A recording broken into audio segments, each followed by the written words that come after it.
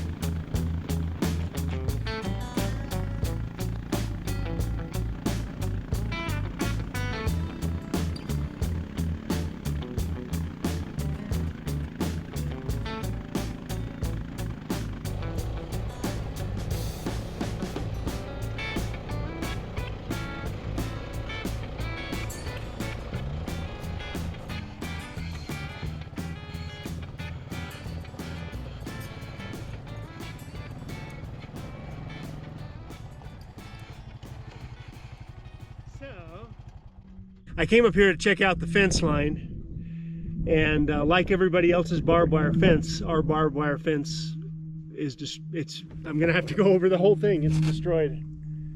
And that's not even counting what's behind me. What's behind me is more important. But the snow was so heavy this year, it just bent T-posts and just did damage everywhere.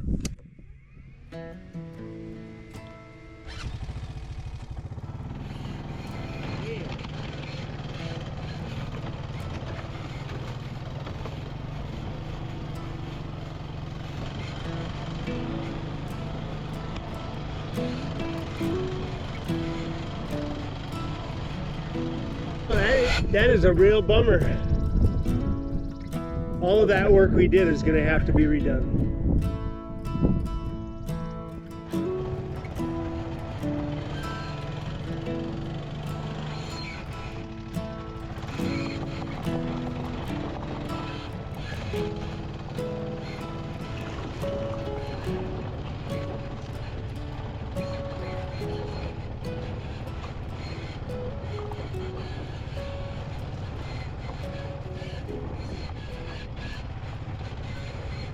So this is the highest point on our land, the top of the mountain right here, and my phone says it's 6,700 feet exactly. If I remember correctly, we're at least 1,000 feet lower at the house. It's so pretty up here, but it makes me nervous when there's clouds in the sky, like today.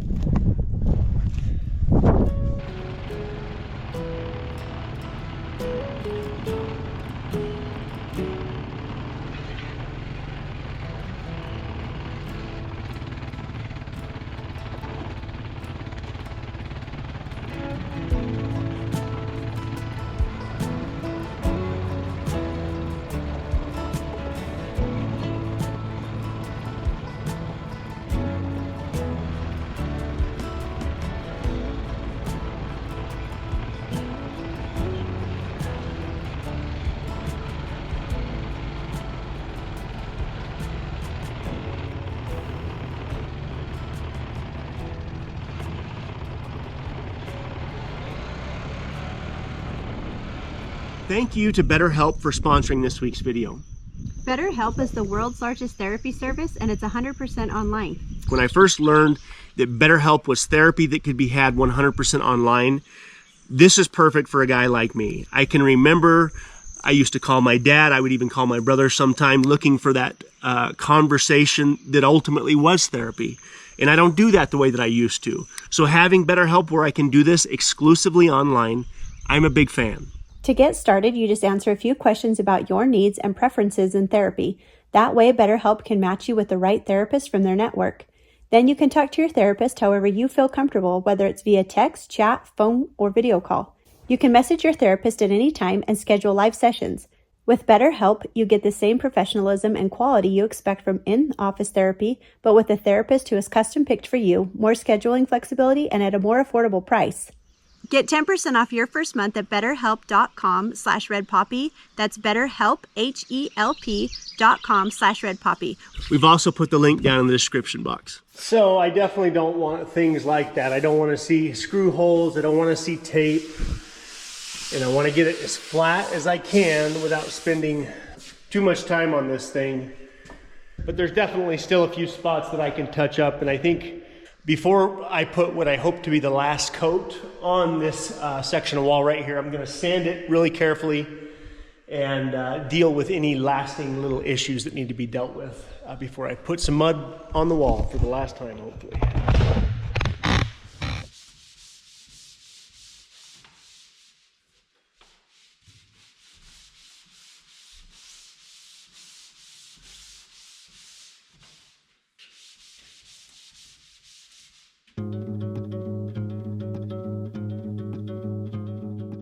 I'm getting to the end of the drywall and I'm prepping the finish for paint. Once the shop is painted, I can start putting the place back together, hopefully for the last time.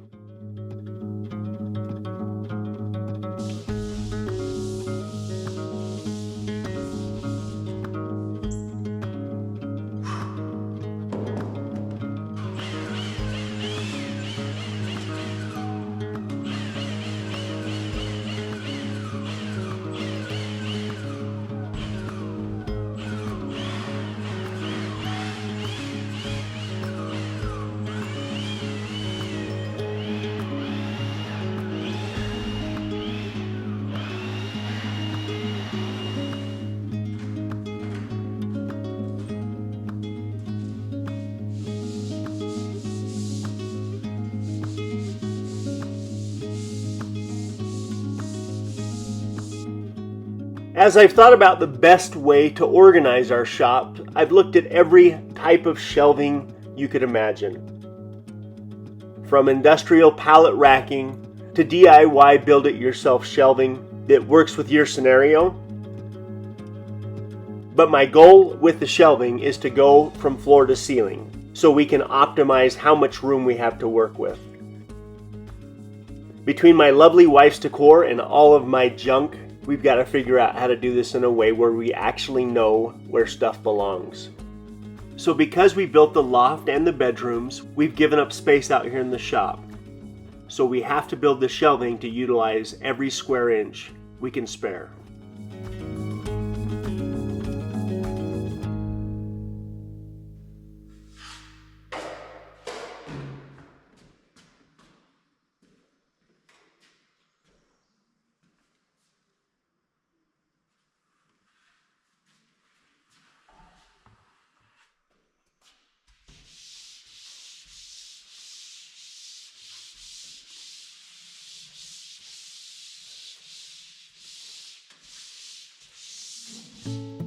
When I was finishing the drywall on the house, specifically the drywall in our master bedroom, I can remember why I swore off drywall from that point on.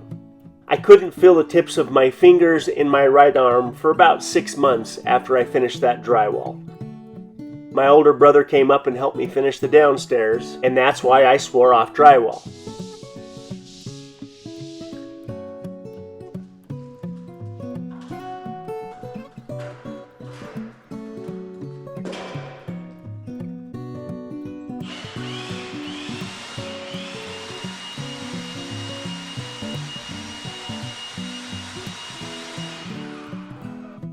Now, as I approach what I hope is the end of my drywall career, it's going to take me a minute to recover, but at this point I want to do it in a way where I don't ever have to think about coming back in here and making changes again.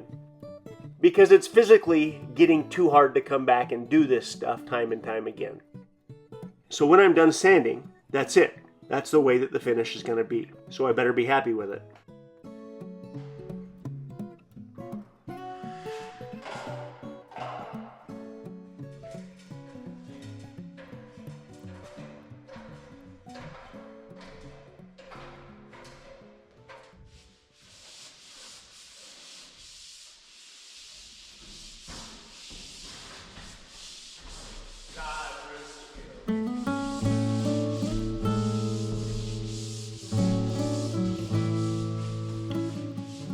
Living with the seasons, I know I have a limited number of warm, sunny days to do outside projects. That's why doing paint and drywall inside the shop when the sun is shining is torture for me. But I know how important it is to my wife to get this finished so we can get it organized and usable so our friends and family can actually come and use it. Cedar's already putting pressure on me and lining them up, so I've got to get the drywall finished, then make some decisions on flooring, and see if we can't get it completely finished up in here.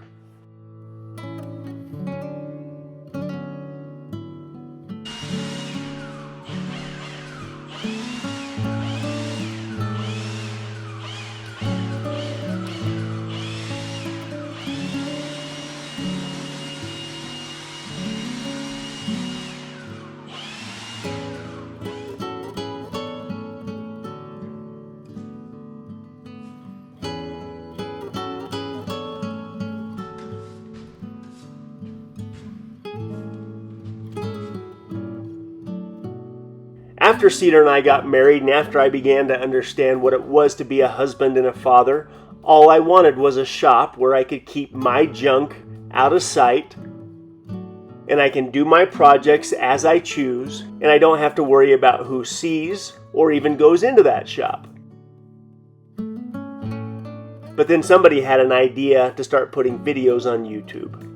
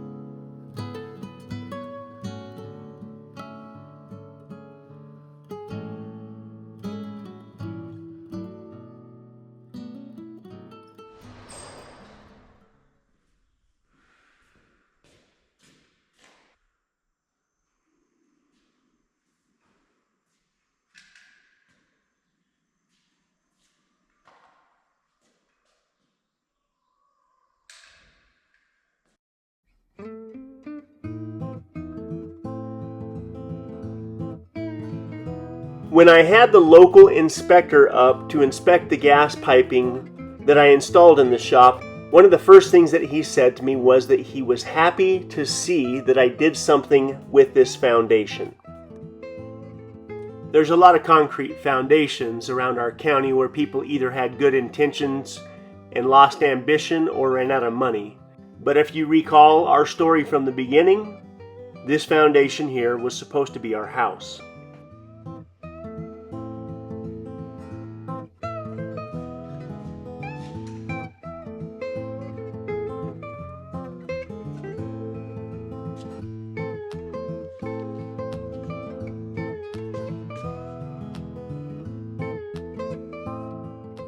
Originally, the house would have sat right here, square in the middle of our property. The original footprint of the foundation is 40 feet by 40 feet. So our downstairs would have been about 1,600 square feet. And the upstairs would have been 800 square feet.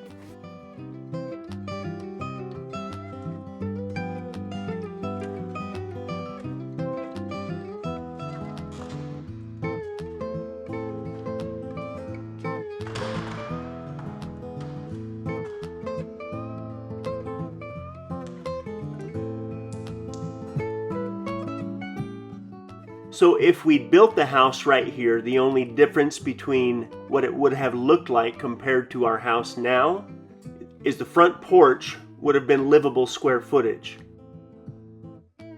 So our house here would have been 2,400 square feet compared to our house now, which is right at about 2,000 square feet.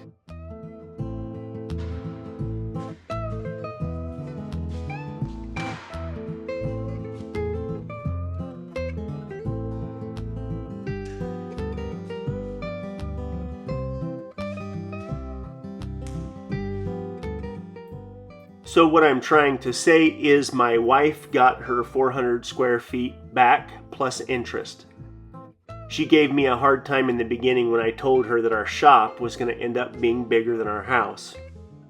She got her house back, I think.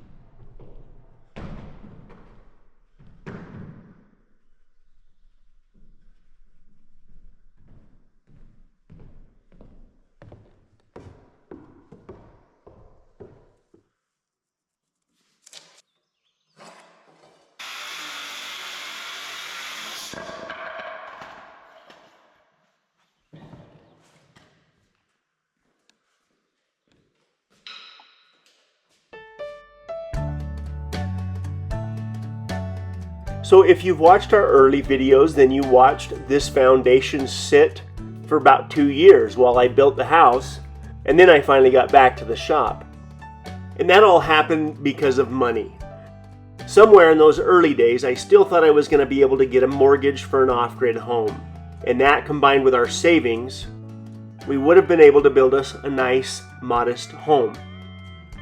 But I found out the hard way that banks don't want to lend on an off-grid home. And let me tell you a secret. I thank the good Lord every day that happened.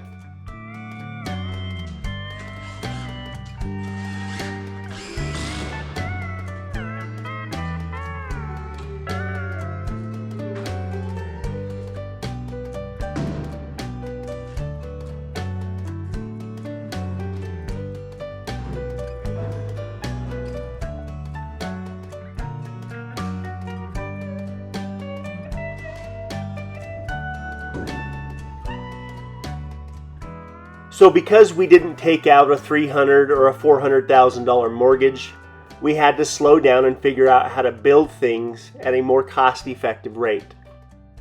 So it took a little longer, but boy was it worth it.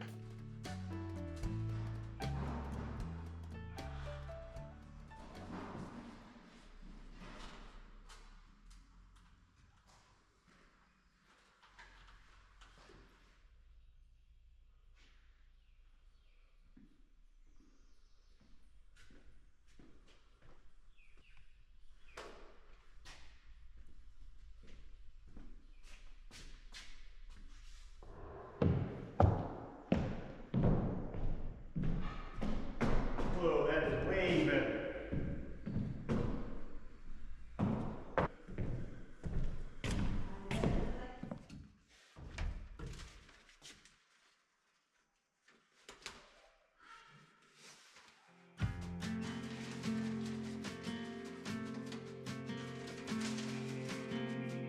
So because we chose to take our time and avoid the debt associated with building a home, now we don't have to worry about anything other than taxes.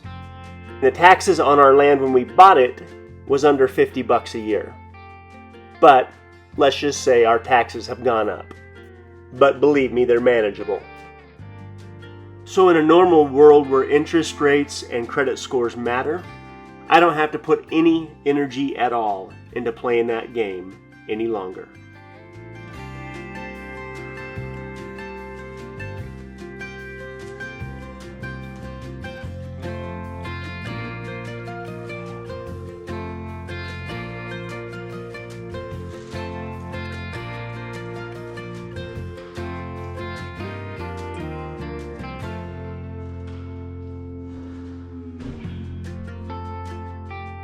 So at this moment, we're about to go through either a minimal recession or a major global reset, depending on which news source you choose.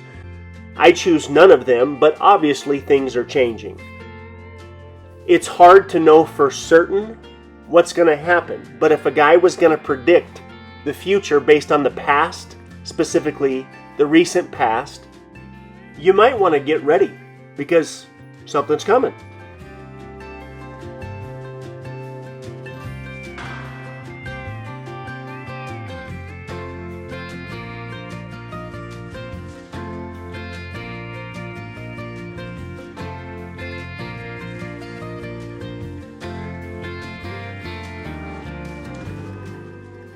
So if I truly believe that some sort of a recession is coming and it will affect my family, the question is, how should I be preparing for this?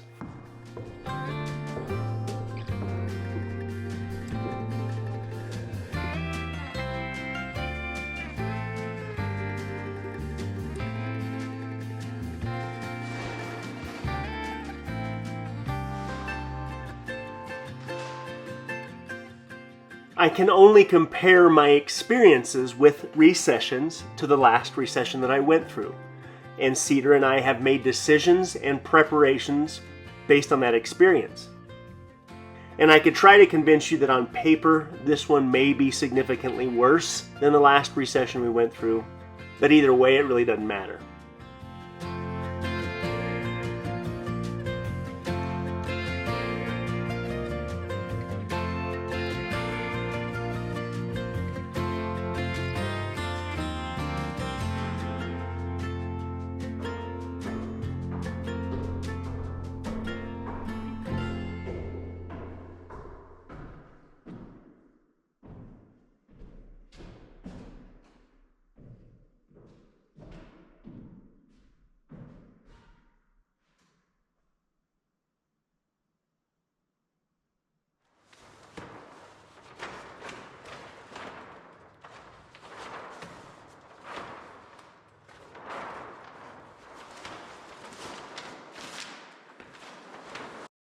My lovely wife and I are advocates for preparedness because that's how we were raised. We were raised in a culture where it's wise to have food storage. Not because the next zombie apocalypse is around the corner, but because you might get laid off from a job, or you might get sick, or you might have a need for extra food. And being a little bit prepared this way has never been a bad thing in our married life. More than anything else as a father, it feels good to take steps to protect my family through preparedness.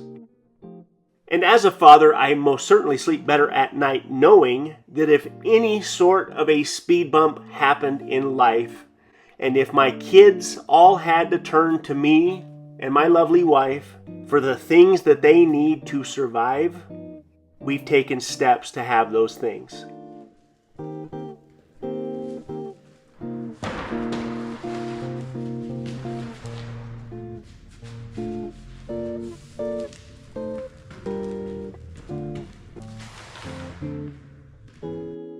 I don't know why the preparedness conversation has become so awkward. To me, it makes sense to take care of the things that you love, and preparedness is an easy way to do that.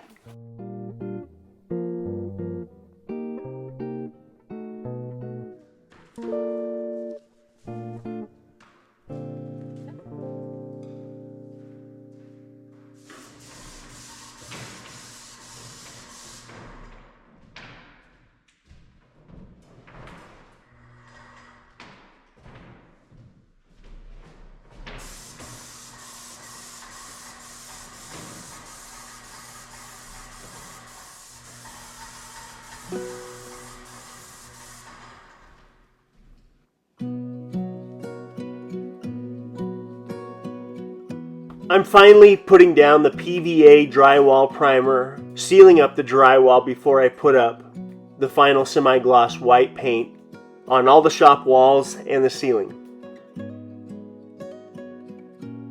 For the sake of ease, I'm painting it all the same color again, semi-gloss white. I'm fully aware that the semi-gloss is going to show all the imperfections that maybe a satin or an eggshell wouldn't, but out here in the shop, the walls are going to get handprints on them. It would be nice to be able to clean the paint, so we're using semi-gloss.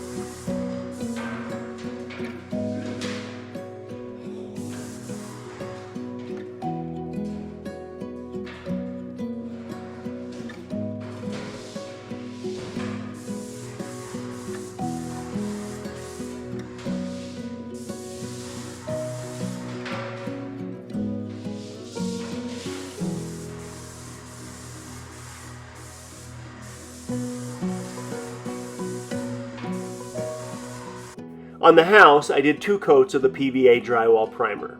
Out here in the shop, I'm doing 1 heavy coat, and then 1 heavy top coat, and that's it. At this point, I just need to get it painted so we can start putting our lives back together. And as soon as the paint is dry, I'm going to start building the shelves and see if we can't figure out how to stack Cedar's black and yellow boxes 16 feet high.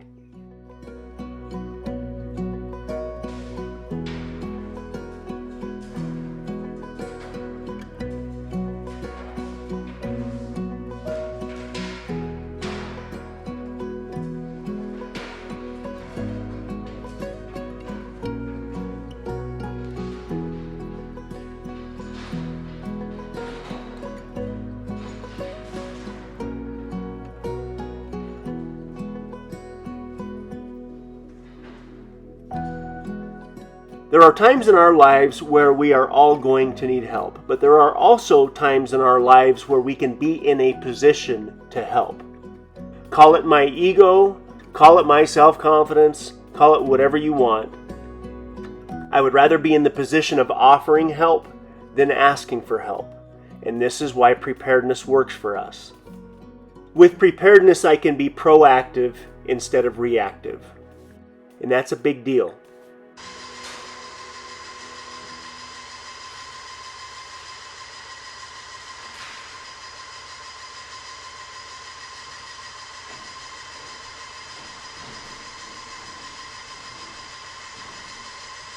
It is time to finally put the semi-gloss paint on the walls. The PVA primer is dry enough. There's a few spots that are still drying, but by the time I get to them, it should be dry. The only real concern I have is the quantity of paint. I actually ran out of the PVA drywall paint, but I happen to have some in the house, so I was able to get it painted. I have 15 gallons of semi-gloss, and it should be enough, but I'm going to be bummed if we run out right at the end. So I'm going to try and be a little bit conservative until we get the first coat on it.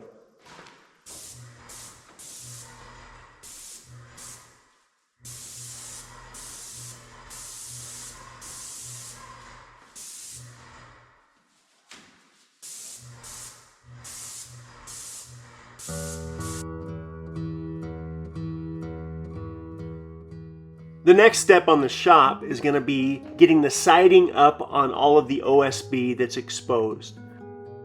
We have a shiplap that should look really good up there, and the goal is to get that up ASAP. The downstairs bedroom can be finished, but I have to leave the upstairs bedroom open so the plumbing vent can be inspected. Because the road went out this year, I was unable to get the plumbing inspection done. He's scheduled to come this next week. Once that's done, there are no more hurdles, and all the drywall can be closed up, and we can start the final process of the detail work around the bedrooms and the bathroom, which should be really fun.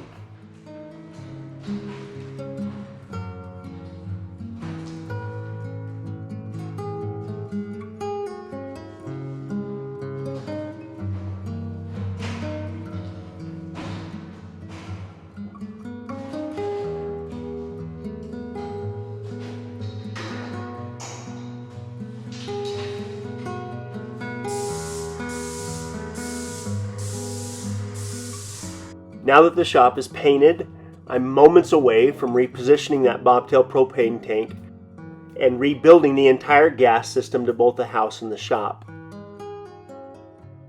I'm going to put the bobtail propane tank through the pressure test this week. But step one is getting the right fittings and valves on the front of that bobtail propane tank and getting it pressure tested, so I know that when the time comes to get it filled up to 250 psi, that the tank will be fine.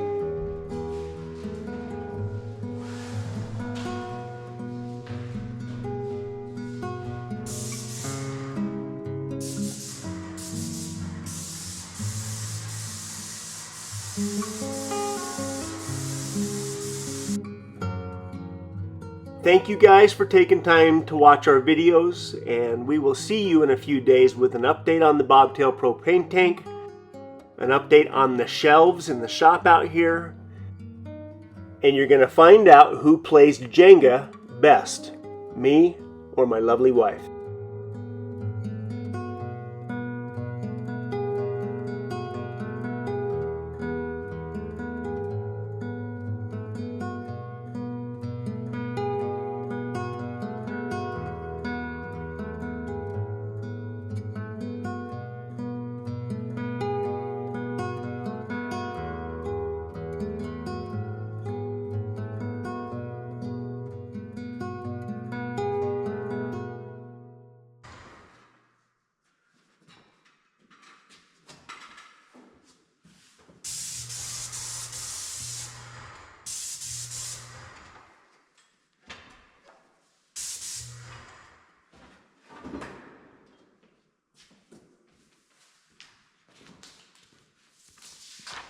All right, I am totally done, and I actually had enough paint to paint the underside of the loft, which is what I wanted to do, as well as paint the underside of the second bedroom.